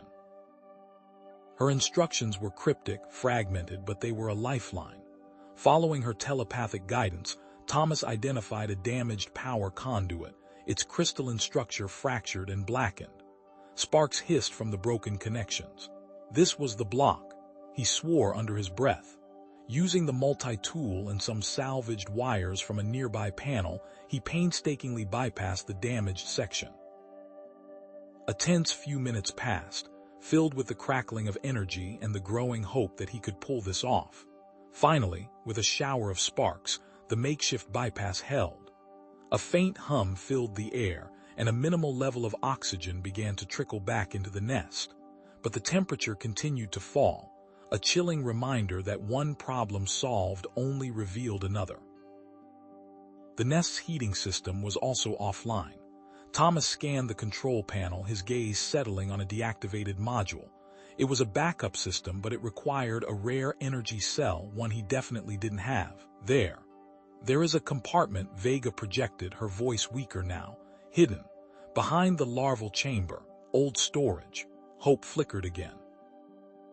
Thomas scrambled towards the larval chamber, his boots echoing on the cold floor. Behind a panel disguised as part of the wall, he found a hidden compartment. Inside, nestled amongst layers of dust and decay, was a damaged environmental control module and a cache of emergency rations, nutrient paste in sealed tubes. He grabbed the rations, tossing one to Vega. "Eat," he commanded. "You need your strength." He turned his attention to the environmental control module. It was badly damaged. A crucial component, a thermal regulator, was missing entirely. Another setback. Suddenly, a klaxon blared, its shrill tone cutting through the silence. Red lights flashed across the control panel. Radiation leak detected. An immediate threat to the hatchlings' fragile health. Thomas stared at the damaged environmental control module, then at the radiation readings climbing steadily on the panel. He could use the module's outer casing as a makeshift radiation shield, blocking the leak, but it would require diverting power from the already failing life support systems. He could keep the heat at a minimum level, giving the hatchlings a slightly better chance to survive the cold, or he could try to block the radiation and risk them freezing to death. He made his choice. "Vega, brace yourself," he said, rerouting the power. The hum of the life support system faltered, the temperature plummeting with alarming speed. He could hear the hatchlings' weak chirps growing fainter. The radiation levels, however, began to stabilize. Desperate, knowing he was running out of time and options, Thomas decided to use the nest's long-range communication array. He knew it was a gamble, a huge risk, but if he didn't get help soon, they were all going to die. Human, no. Vega's mental voice was sharp, filled with alarm. The array, it could attract Ryla's faction, or worse, others. "It's our only hope, Vega," Thomas countered, his fingers flying across the control panel. "We can't just sit here and wait to die." He began broadcasting a coded distress signal, a desperate plea sent into the vast emptiness of space, hoping someone friendly was listening. The silence was a crushing weight. Thomas fiddled with the comms panel, the faint static his only companion. Each passing second stretched into an eternity, amplifying the fear that gnawed at his gut. The nest groaned around him, a symphony of failing systems. Lights flickered erratically, casting long, dancing shadows across the walls. The temperature was dropping, the air growing heavy with the metallic tang of ozone. Vega was a statue beside him, her eyes closed, her brow furrowed in concentration. I sense something," she whispered, her voice strained. A faint energy signature, approaching. Thomas swiveled back to the long-range scanner, adjusting the frequency. A blurry image swam into focus, a ship, angular and dark, its design unlike anything he recognized. "Can you tell if it's Iridian?" he asked, his fingers tightening on the console. Vega shook her head slowly. "Uncertain. The signature is veiled. It could be them or another faction entirely." A coded message flashed across the screen. Thomas decrypted it quickly. "They claim to be a neutral rescue vessel, responding to our distress call." "Lies," Vega hissed, her eyes snapping open. "Their energy matrix is unstable, fragmented. They claim affiliation with the Cygnus Collective, but the resonance patterns are dissonant, inconsistent. Thomas frowned, his instincts screaming. He ran a deeper diagnostic, cross-referencing the ship's energy signature with every database he could access. Then he saw it, a faint, almost imperceptible trace buried deep within the alien vessel's energy profile. Ryla's ship, or what was left of it. "They're hailing us," he said, his voice low, "requesting permission to dock and provide assistance." He glanced down at the hatchlings nestled in their incubator. Something was wrong. Small purple spots had erupted on their delicate skin, marring their iridescent scales. Vega gasped, her telepathic presence flooding Thomas's mind with a wave of terror. The radiation. It's triggered the virus, the genetic virus. It will kill them within hours. What virus? Thomas demanded, his heart pounding in his chest. A dormant pathogen specific to their genetic makeup, Vega explained, her voice trembling. It is rare, deadly. The radiation is catalyzing its spread. They are extremely vulnerable. "Ship, this is Thomas Miller," he said into the comm, his voice tight with controlled fury. "Before we grant you docking permission, I require full disclosure of your intentions and affiliations. Provide verifiable identification and a complete manifest." The ship's captain, a voice smooth as polished chrome, responded, "This is Captain Valerius of the rescue vessel Beneficence. Your demands are unusual but understandable given your circumstances. However, time is of the essence. We cannot delay. Comply with our request to dock, and we will provide immediate assistance. Otherwise, we will be forced to assume you are operating under duress and take appropriate action." Appropriate action, Thomas repeated, his hand instinctively moving towards the pulse rifle strapped to his back. Vega's voice, permeated with despair, cut through his thoughts. "There is only one cure for this virus, a rare serum. It is found only on a distant, quarantined planet. Xylos Prime." Thomas swore under his breath. Xylos Prime, a festering hellhole locked down due to a particularly virulent plague. Even if this rescue ship was on the level which he seriously doubted, they wouldn't have the serum. "We need medical assistance immediately," Thomas said into the comm, ignoring the captain's veiled threats. "We have a medical emergency on board. But docking is delayed. We are experiencing technical difficulties. Send a medical drone." He cut the connection, turning to Vega. "Hide now." Vega vanished into the shadows, her presence receding from his mind. Thomas grabbed his pulse rifle, checking the charge. He set the power to stun, but kept his finger hovering over the kill switch. The medical drone approached slowly, a sleek silver dart gliding through the void. Thomas watched it intently, his senses on high alert, his pulse rifle raised. He would trust no one, not anymore. The nest vibrated softly as the medical drone docked, its metallic pincers locking onto the organic framework. Thomas watched, pulse rifle still raised, as the drone's multifaceted lens swiveled, bathing the interior in a cold blue light. The air filled with a low, sterile hum, a stark contrast to the chirping of the hatchlings and the rustling of the nest. He narrowed his eyes. The drone's sensors lingered, focusing specifically on the hatchlings clustered near Vega. Too specific. What were they really looking for? He noticed the scanner dwelling on the unique patterns of their genetic markers, the very thing that made them so special, so different from the pure Iridians. A wave of anxiety washed over him, not his own. Vega. He felt her mental shield straining against an invasive presence, a probing telepathic tendril attempting to analyze her connection to the hatchlings, to map their neural pathways. He saw her wince, her frail body trembling slightly. The drone's synthesized voice cut through the tension. Hatchlings exhibiting signs of advanced viral infection. Genetic markers indicate susceptibility to Iridian strain 7. Recommend immediate quarantine and specialized treatment aboard the vessel. Quarantine. That word tasted like ash in Thomas's mouth. He knew what happened in quarantines. He'd seen it happen back on Earth. People went in and they rarely came out. Negative, Thomas said, his voice flat, brooking no argument. They stay here. I'll administer treatment myself. The drone remained motionless for a beat then. Captain's orders. Quarantine is the only viable option for containment and treatment. Failure to comply will result in the nest being reported as a biohazard, requiring immediate sterilization. Sterilization. Eradication. The blood pounded in Thomas's ears. He saw his mother's face, gaunt and pale, in the sterile hospital room. He remembered the helplessness, the regret of not fighting harder, of accepting the doctor's pronouncements without question. Never again. I said no, Thomas repeated, his grip tightening on the pulse rifle. Get out. He raised his hand and with a sharp gesture severed the drone's communication link.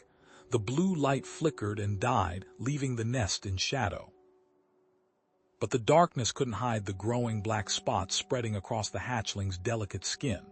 The chirping, once a cheerful chorus, had become weak, ragged cries.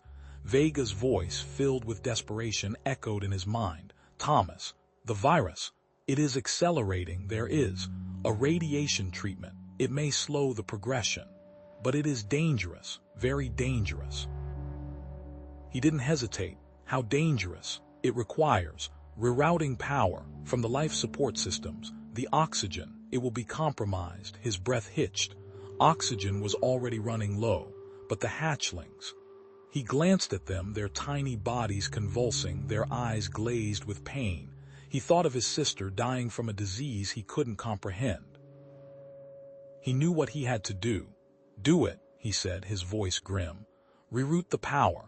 He worked quickly, rerouting the ship's energy flow, diverting power from life support to boost the nest's radiation shielding. The air grew thin, a faint metallic tang filling his nostrils. The Geiger counter clicked ominously. The radiation treatment slowed the virus, but the hatchlings remained in critical condition, their breathing shallow and labored. The ship's captain hailed him again, his voice tinged with forced concern. Explorer Miller, we have developed a genetically modified antibody specific to Iridian strain 7. It can temporarily boost the hatchlings' immune systems, giving them a fighting chance. Thomas hesitated. It sounded too good to be true. Do not trust them, Thomas. Vega's voice was a whisper in his mind. It could be a Trojan horse, designed to weaken them, make them easier to capture. He trusted Vega's instincts, but what choice did he have? Then, a flicker on the edge of his sensors. A faint energy surge, consistent with a warp drive charging nearby. Another ship was approaching, fast. He cursed under his breath. He was running out of time and running out of options. He had to decide. Trust the antibody and risk weakening the hatchlings, or reject it and watch them die. All right, he said, his voice tight with suspicion. I'll accept the antibody, but I want it delivered remotely, and I'm setting up sensor traps around the nest. Any deviation from the agreed upon parameters and I'll open fire. As the antibody was administered, injected directly into the nest through a sterile probe, one of the hatchlings suddenly convulsed violently, its tiny body arching in pain. At the same time, the sensor alarm blared, a high-pitched screech that sent shivers down his spine. Incoming vessel, unidentified. Vega's voice, filled with raw, primal dread, echoed in his mind, cutting through the chaos. Thomas, it's Ryla, Ryla. The name hit him like a physical blow, the pure blood zealot, the one who wanted to exterminate all those deemed genetically impure. He finally understood. The rescue ship, the antibody. It was all a trap. Orchestrated by Ryla to locate the nest and finish what she'd started. He played right into her hands. The hatchling's tiny body shuddered, the violent convulsions gradually easing until only shallow tremors remained. Its bioluminescent skin, once a vibrant emerald, now flickered weakly, like a dying ember. The sensors confirmed it. The virus was still raging, but the antibody was slowing its advance. It was a war being fought on a microscopic scale, and the outcome was far from certain. A harsh, distorted voice shattered the tense silence. Unidentified vessel, This is Commander Ryla of the Iridian Protectorate. You are harboring genetic anomalies. Surrender them immediately or we will be forced to take action." Vega recoiled, her crystalline skin shimmering with a dark internal light. The telepathic link flared with raw, unfiltered emotion, fear, hatred, and a desperate plea. "Thomas, don't listen to her. It's Ryla. She wants them dead. She'll say anything to get her hands on them. Please, you can't trust her." Thomas gripped the comms console, his fist clenched. He had to buy time. "Commander Ryla, this is Thomas Miller. We came across these hatchlings in distress. They're already infected with a deadly virus. I'm afraid they're beyond saving." A cold, skeptical laugh echoed through the comms. "A likely story, human. I have sensors of my own. I know they are alive. Do not insult my intelligence. I am giving you one last chance." A beat of silence. Launching boarding party. Thomas swore under his breath. "Brace for impact." He hit his fist onto the console, activating the ship's internal sensor grid. Red blips materialized on the holographic display, pinpointing the location of the incoming Iridian soldiers as they breached the outer hull, heavily armed, clad in gleaming black armor. "They're in Sector 4, heading for the medical bay." Thomas barked. Vega, despite her fear, focused her telepathic energy. The air shimmered around the advancing Iridians. Illusions flickered into existence, false corridors, phantom obstacles, distorted figures. The boarding party hesitated, momentarily disoriented, their advance slowing to a crawl. "Nice work, Vega," Thomas yelled, already sprinting towards the cockpit. He strapped himself in, firing up the ship's engines. Time for a little evasive maneuvering. With a practiced flick of the wrist, he engaged the thrusters, sending the ship lurching violently. He positioned the ship between the nest and the boarding party, using the ship's bulk as a shield and firing cover shots. But even as they fought to defend the nest, the situation was deteriorating. Thomas glanced at the medical bay monitor. The remaining hatchlings were now exhibiting symptoms of the virus. Lesions, dark and weeping, were erupting on their delicate skin. Their chirping, once a hopeful sound, was now weak and strained. Vega's voice, filled with despair, echoed in his mind. "The antibody.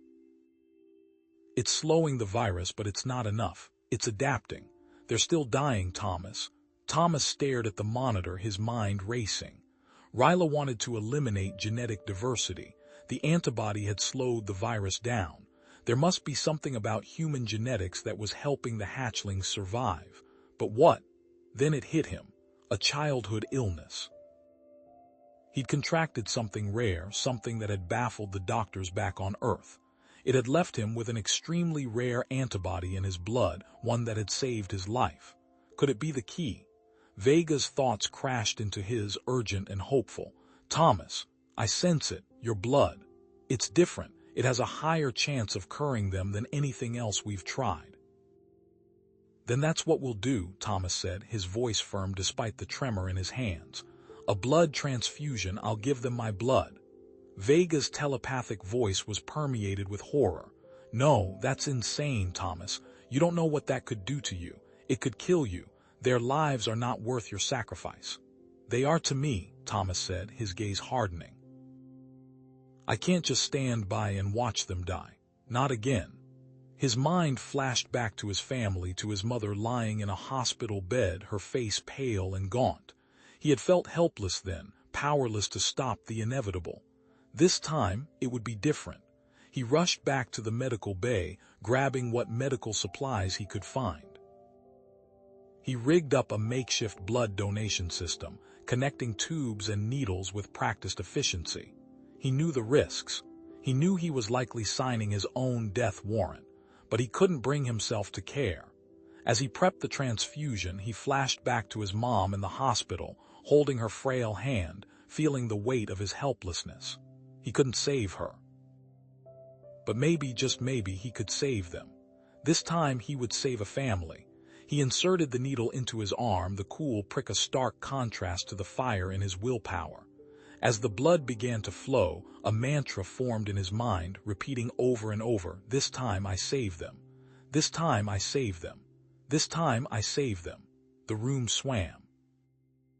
Thomas blinked, but the double vision persisted, the edges of his sight darkening. Each throb of his heart felt like a hammer blow against his skull. He tasted copper, a metallic tang blooming on his tongue. Attached to the transfusion line, the hatchlings, chirping, once weak and faltering, gained a fragile strength, a hopeful counterpoint to the pounding in Thomas's ears. The data display flickered erratically, but the numbers were trending upward. A screech of tearing metal echoed through the ship. Alarms blared, their shrill cries cutting through Thomas's fading consciousness. The Iridian boarding party had breached the outer hull. Vega, her frail form trembling, focused her remaining strength. Debris, stray tools, broken consoles lifted from the floor, swirling in a telekinetic dance of defiance. They slammed against the corridor leading to the medical bay, a desperate barricade against the advancing Iridians. It would only buy them a few precious moments. Thomas coughed, a thick glob of blood splattering against his chest. He sharpened his eyes, fighting the encroaching darkness. Too much? He'd lost too much blood. The hatchling's vital signs flickered again, dipping precariously low. The numbers on the display were still too close to zero. He needed to keep going. Prioritize the hatchlings, a cold, clipped voice echoed over the comms. Ryla. Alive. I want them alive. Vega's telepathic voice, filled with fear, pierced through Thomas's haze. Stop, Thomas, please, she wants to hurt them, I feel her. Her bloodlust can't. Thomas rasped, his voice a dry whisper. Promise. He focused on the hatchling, on the fragile life clinging to his own. Monitor other cures. The hatchling's skin, previously mottled with angry red lesions, began to lighten, the angry inflammation receding, a faint glimmer of its natural bioluminescence returning. Energy blasts reverberated through the ship. Thomas's automated defense systems, meager as they were putting up a fight. Lasers sliced through the corridors, buying him time, however fleeting. Suddenly, Vega gasped, her eyes widening in horror. No, the virus. It's changing. A wave of dizziness washed over Thomas, and he stumbled. For a moment, the sterile medical bay dissolved, replaced by a sun-drenched field of golden wheat. His family stood before him, bathed in the warm light. His mother smiled, her hand outstretched. Keep fighting, Tommy, she whispered, her voice a comforting balm. You can do this. The vision fractured, and he was back in the cold reality of the ship. A final explosion rocked the vessel. The automated defenses fell silent. They're through, Thomas heard a robotic voice announce. Boarding party is only meters away. Vega whimpered. They sacrificed one of their own to disable the turret. Vega's eyes widened. I know what they need, the hatchlings. They need the Zidonian plant. It's the only thing that can reverse the mutation. She strained, trying to send the information to Thomas. I need to tell you they need. But the thought stopped abruptly. She couldn't get the thought out. On the bridge of the Iridian warship, Ryla watched the boarding party's progress on the holographic display. Impatience gnawed at her. Override command, she barked. Prepare for a full weapons barrage on the target vessel. Incinerate everything. Vega screamed, clutching her head. A wave of agonizing pain slammed into her, a psychic assault that stole her breath and ripped through her mind. She felt a presence, vast and malevolent, emanating from Ryla's ship, a telepathic wall that blocked her own powers and threatened to crush her. The order echoed in the comms, but a flicker of hesitation crossed the face of the Iridian lieutenant. Commander, a direct weapons barrage risks irreversible damage to the genetic integrity of the hatchlings and the nest's delicate ecosystem. Ryla's eyes narrowed, her telepathic voice infused with barely suppressed fury. Compliance, Lieutenant, now. She cut the connection, her clawed hand clenching. Such sentimentality. Thomas's vision swam, the edges of the medical bay blurring into an indistinct haze. He heard Vega's desperate cry, a telepathic shriek that clawed at his mind. Thomas, stop. You're killing yourself. He ignored her, the image of the wilting Iridian plant seared into his memory. The hatchlings needed this. He needed to do this. The fate of an entire species, perhaps two, rested on this fragile connection. A deafening crash echoed through the ship as the medical bay door buckled and splintered. An Iridian commando, clad in black armor, stormed through the opening, his plasma rifle raised. Vega, fueled by desperation, telekinetically hurled medical scanners, nutrient dispensers, anything she could grasp with her mind, at the advancing commando. The equipment clattered against the armored figure, momentarily slowing his advance. The commando retaliated with a short, controlled burst from his plasma rifle. The searing energy ripped through the air, obliterating a critical life support system with a shower of sparks and acrid smoke. Alarms blared, their piercing wails adding to the cacophony. The hatchling connected to the transfusion line convulsed, its small body arching violently. A guttural cry escaped its beak-like mouth, a sound that tore at Vega's heart. With a final surge of strength, Thomas reached out and disconnected the transfusion line. The world dissolved into darkness as he slumped against the medical bay wall, succumbing to the blood loss. Vega scrambled towards him, her slender limbs trembling. "Thomas, no." She frantically pressed her hands against his chest, attempting to stem the flow of blood, but her own weakened state hampered her efforts. The commando, momentarily stunned by the hatchling's cry, advanced again, his rifle trained on Vega. Ryla's voice, cold and commanding, cut through the chaos. "Secure the hatchlings. Eliminate all resistance. The human is of secondary importance, but keep him alive." Ignoring Ryla, Vega, in a final act of defiance, focused all her remaining energy. She managed to transmit the genetic code of the rare Iridian plant, painstakingly extracted from the hatchling's DNA, to the ship's computer, praying that the onboard synthesizer could replicate it. A shrill alarm cut through the din, its red light flashing ominously. A synthesized voice announced, "Synthesizer malfunction, core systems failure, replication impossible." The Iridian commando seized Vega, pinning her against the wall. His weapon was inches from her face. "Your resistance ends here, alien." Suddenly, the hatchling that had undergone the transfusion emitted a blinding surge of energy. The commando screamed, his body convulsing as he was thrown backward against the wall, unconscious. The air crackled with residual energy, a tangible manifestation of the human blood now coursing through the hatchling's veins. Ryla sensed the surge through the telepathic network, a wave of raw power that resonated with the hatchling's life force. The human blood, it's the catalyst, the missing ingredient. Her priorities shifted instantly. Lock onto the human ship for immediate transport. Secure the hatchlings, prepare a medical team. I want that human alive and on my ship within the cycle. The lieutenant hesitated again, his voice barely a whisper in Ryla's mind. "Commander, our orders were to eliminate the genetically impure, experimenting on a human. It's unprecedented."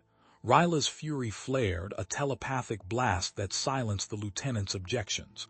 "Do you question my authority? Obey." She added an additional command to the boarding party: "The human is not to be harmed until he is in my custody." Vega, still reeling from the energy surge and the commando's attack, watched helplessly as a tractor beam locked onto Thomas's ship. She tried to telekinetically disrupt the beam, but her strength was gone. She could only watch, her heart shattering, as Thomas's limp body was pulled towards the Iridian warship.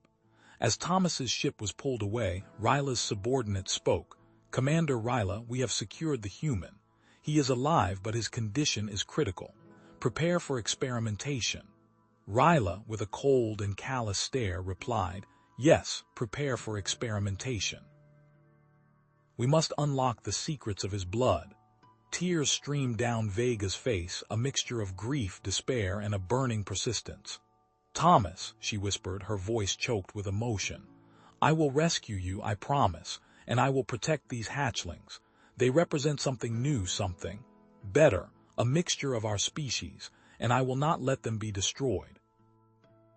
On Ryla's ship, Thomas was a prisoner of his own generosity. Strapped to a bio bed, he watched as medical drones with cold, precise movements siphoned his blood. Each pulse of the extraction stung, not just physically but with the echoes of the past. His mother's frail hand in his, the sterile scent of the hospital, the hollow promise of everything will be all right. His father's stoic silence masking a grief too profound for words. His sister always smiling even as the sickness consumed her. Faces flashed before him, each a pang of regret, a reminder of the help he couldn't give, the time he couldn't reclaim. This, he thought, this is for them. Ryla observed the process from behind a sterile partition, her green eyes gleaming with fanatical conviction. His blood, she murmured to herself, it holds the key to eradicating the deficiencies, to purifying our line, to ensuring our survival. In her mind, she wasn't a tyrant but a savior, willing to make any sacrifice for the greater good of her people. On Thomas's ship, a subtle shift occurred. The hatchlings, bathed in the soft glow of their incubator, stirred. Their chirping, once a fragile melody, now resonated with a newfound power. The human blood coursing through their nascent systems had unlocked something primal, something extraordinary. They reached out, not with clumsy limbs but with their minds, their telepathic tendrils extending, intertwining, connecting not only with Vega, but with each other, forming a unified consciousness. Vega, her eyes closed, felt the surge. A wave of raw, untamed energy washed over her, a symphony of thoughts and emotions amplified 100-fold. The human blood.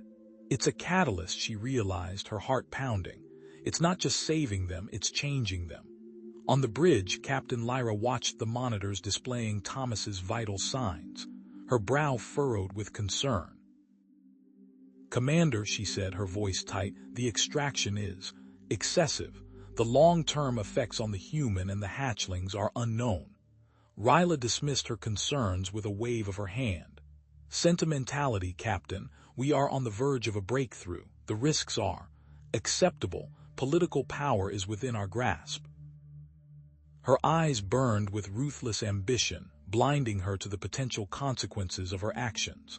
Lyra, witnessing Thomas's weakening state and sensing the hatchling's burgeoning power, wrestled with her conscience. This isn't right, she thought, her hand hovering over the control panel. This isn't the way. A flicker of purpose hardened her features. She made a covert decision, a silent vow to right the wrong unfolding before her. Under the cover of a routine maintenance check, Lyra activated a hidden docking system, a relic from a bygone era of diplomacy. With deft movements, she released the clamps securing Vega's transport pod, sending it silently towards Ryla's ship. The hatchlings need her, Lyra reasoned, and she needs them. On Ryla's ship, Vega materialized in the sterile corridor, her presence immediately commanding attention. She strode purposefully towards Ryla, her eyes blazing with righteous fury. "Ryla," she said, her voice resonating with telepathic force, "release him. You cannot control what is meant to be. These hatchlings. They represent a future, a unity you cannot comprehend." Ryla met Vega's gaze, her expression unyielding. "Unity? You speak of weakness. Genetic purity is the only path to survival. These abominations threaten everything we have built." As Ryla spoke, the lights flickered, consoles sparked, alarms blared. The hatchlings, guided by Vega's telepathic influence, unleashed a coordinated telekinetic attack. Their tiny minds, amplified by the human blood, surged with power, twisting metal, disrupting circuits, and overloading the extraction system, freeing Thomas from his restraints. Lyra, seizing the opportunity, contacted Vega. "I've prepared a shuttle," she said, her voice urgent. "Coordinates for a neutral space station are uploaded. Get him out of here." Ryla, her face contorted with rage, pointed a trembling finger at Lyra. "Treason, arrest her, and hunt them down. They will not escape justice." With Lyra's help, Vega, supporting the weakened Thomas, navigated the chaos towards the escape shuttle. The hatchlings, still connected to Vega, shielded them from stray energy blasts, their collective will a formidable defense. As they hurtled through space, towards the unknown sanctuary, Ryla's warship loomed behind them, a symbol of the prejudice they had escaped. But ahead, a beacon of hope shone brightly. They arrived at the neutral space station, a bustling hub of interspecies commerce and diplomacy. Representatives from a dozen different worlds greeted them, offering sanctuary, medical assistance, and unwavering support. The hatchlings, no longer outcasts but symbols of genetic diversity and the promise of a new era, became ambassadors. Their unique blend of Iridian and human potential resonated with species across the galaxy, fostering understanding, acceptance, and a shared vision of a future built on cooperation, not division. This was all because of what Thomas did, because he was willing to give himself to save them. Thomas, though weakened by the blood extraction, stood beside Vega, watching the hatchlings interact with their newfound allies. He felt a sense of peace he hadn't known was possible. The faces of his family still haunted him, but now they were joined by new ones. The hatchlings, Vega, Lyra, even the diverse faces of the station's inhabitants. He had found his new family, not in blood but in shared purpose, in the unwavering belief in a better tomorrow. He was no longer just an explorer, lost in the vastness of space. He was a protector, a guardian, a beacon of hope in a galaxy that desperately needed it. He was home.